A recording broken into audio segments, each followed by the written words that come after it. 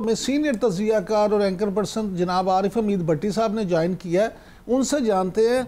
भट्टी साहब, thank you very much. ये फरमाइएगा कि आज क्या चक्कर क्या है, ये बिलावल भुट्टो जरदारी जो हैं वो इतने सख्त क्यों हुए हैं, क्यों अपने इत्तेहादियों के भी इतने लत्ते ले रहे हैं? देखें, बिलावल भुट्टो साहब को असल गुस्सा, और ये बात को बता दूं, ये नूरा कुश्ती है। अब नून लीग ने बाज लोगों से साजबाज करके अपने पास हुकूमत रख लिया, और चंद दिनों से ये खबरें भी आ रही हैं कि पीपल्स पार्टी की फलां लीडरशिप के खिलाफ क्रैकडाउन हो सकता है, नाम हो सकता है, जिस पर जरदारी साहब समझते हैं कि उनके साथ हाथ हो गया है। इसीलिए उन्होंने कहा कि कठपुतलियां बनाना छोड़ दो। अब कठपुतलियां बज़ाहिर बाजी उन नजर में वो नून लीग को कह रहे हैं, क्योंकि तहरीके इंसाफ तो ऑलरेडी पिछले 17 माह से क्राइसिस का शिकार है, वो जेलों में बंद है, उसकी लीडरशिप घर में नहीं रह सकती। तो उन्होंने जब उन दुबई में थे तो उन बाप बेटा के साथ बड़ी तवीली मुशावरत हुई, और उन्होंने कहा कि लगता है कि नून लीग ने हमारे साथ साथ कर दिया है। अब ये इलेक्शन से इसलिए फरार चाहते हैं कि सितंबर में होने वाली तब्दीली पर नवाज शरीफ की सजाएं माफ हो जाए या मरियम आ जाए, जिस पर और कुछ पीपल्स पार्टी के लोगों की फाइलें भी बनाई गई, जिस पर आसफ अली जरदारी ने बिलावल को कहा शुरू हो जाए। आप देखेंगे कि उनकी दीगर लीडरशिप मौलाना साहब पर भी सीख पा हो रही है। फैसल कुंडी साहब भी कल कह रहे थे कि मौलाना साहब ने 4 बाजार से लेके मौजें की, और अब समझते हैं कि ये हमें चीट करके कोई कठपुतली बन के हुकूमत ले लेंगे, तो ये नहीं होगा।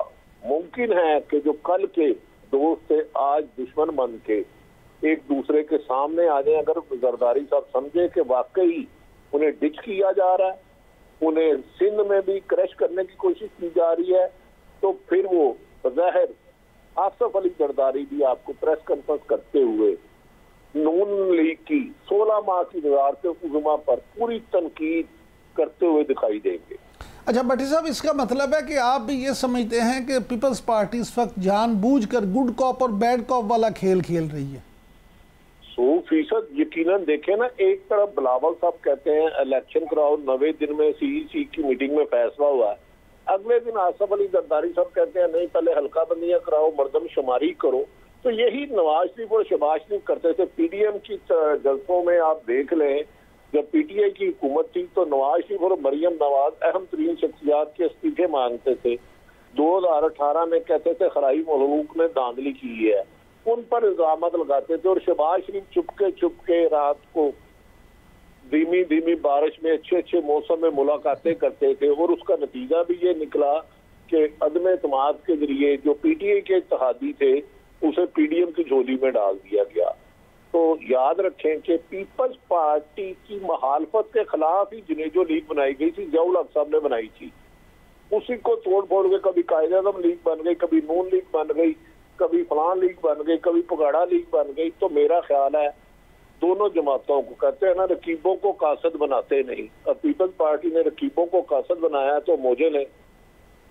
अच्छा भट्टी साहब, अभी आपने सितंबर में एक और होने वाली जो रिटायरमेंट है उसका जिक्र किया, तो क्या आप समझते हैं कि इस रिटायरमेंट से क्या फ़र्क पड़ेगा, या इस रिटायरमेंट से पहले क्या सुप्रीम कोर्ट में कोई अहम फैसले होने वाले हैं? देखें, एक तो नैब कवानीन की तरमीम केस का फैसला महफूज हो चुका है, दूसरा सीक्रेट एक्ट का फैसला भी चैलेंज हो चुका है, और तीसरा बाल आईनी माहिरीन समझते हैं जो नए मतवक्को चीफ जस्टिस साहब हैं वो सिर्फ आइन और कानून को फॉलो करेंगे। जो ये समझ रहे हैं कि हमें रदीफ मिलेगा, शायद उनकी तवज्जो पूरी ना हो। इसीलिए कुछ अर्सा कबल अहम तरीन शख्सियत पाकिस्तान से मिडल ईस्ट के दौरे पर गई, वहां स्पेन गई, और वहां इत्तेफाक से लंदन से साबिक एक वजीर आजम भी आए हुए थे और उनकी मुलाकात भी हुई। उन्हें भी खदशा है कि जस्टिस फाइज ईसा साहब के बारे में ये राय है कि वो अमूमन दबाव नहीं लेते किसी का भी।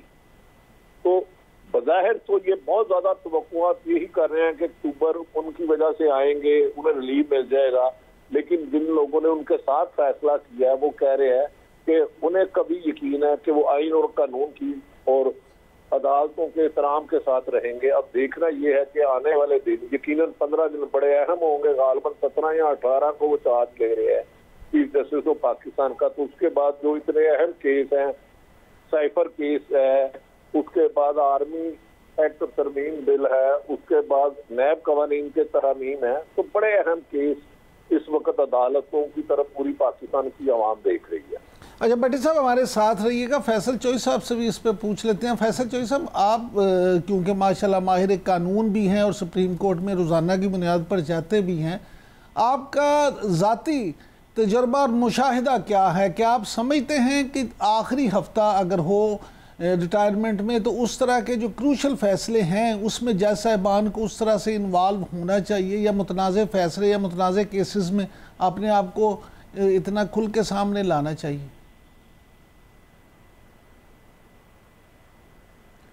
इमरान याकूब साहब, अमूमी रवायत ये है कि जब आला अदालतों के जजेस रिटायरमेंट के करीब पहुंच जाते हैं तो वो फिर अदालती जो काम हैं उनको, जो रूटीन के हैं उनको निपटाया जाता है, और जो कि इस किस्म की सेंसिटिव मामलात हैं, लेट्स सी, उनको फिर आने वाले जो साहिबान हैं उन पे छोड़ दिया जाता है कि वो ख़ुद फैसला करें। लेकिन ये चीफ जस्टिस साहब ने अंदिया तो दिया नैब को केस की हेयरिंग के वक़्त कि वो इसका फ़ैसला देना चाहते हैं। अब 2-4 दिन ही रह गए हैं उनके पास, देखते हैं कि वो फ़ैसला देते हैं या उस फैसले में क्या करते हैं। ये भी इम्पॉर्टेंट बात है। पूरी नैब तरमीम को उड़ाते हैं या कुछ ऐसी शिकें जो जिन पे ज़्यादा एतराज़ उठाया गया उनको करते हैं, उन पे कोई फ़ैसला आता है।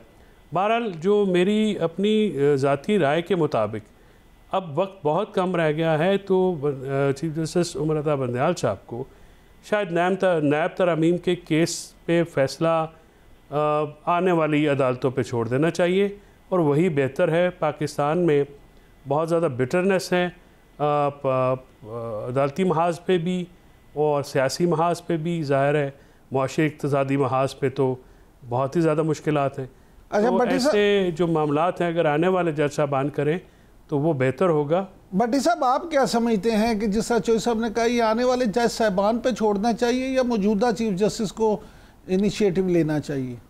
अपनी लेगेसी कुछ तो वो छोड़ेंगे, असूली तौर पे तो जाते हुए बहुत ज्यादा अहम फैसले नहीं करते, लेकिन बदकिस्मती ये है कि बड़ा अहम केस था 90 दिन में इलेक्शन का, उन्होंने फैसला तो चीफ जस्टिस साहब ने सादर फरमा दिया कि 14 मई को इलेक्शन कराए, लेकिन अफसोस के उस पर इम्प्लीमेंट ना करा सके, और इम्प्लीमेंट ना करने वालों के खिलाफ जो उनकी आईनी जिम्मेदारी थी उनके खिलाफ भी कोई कार्रवाई ना कर सके, कोई भी कार्रवाई।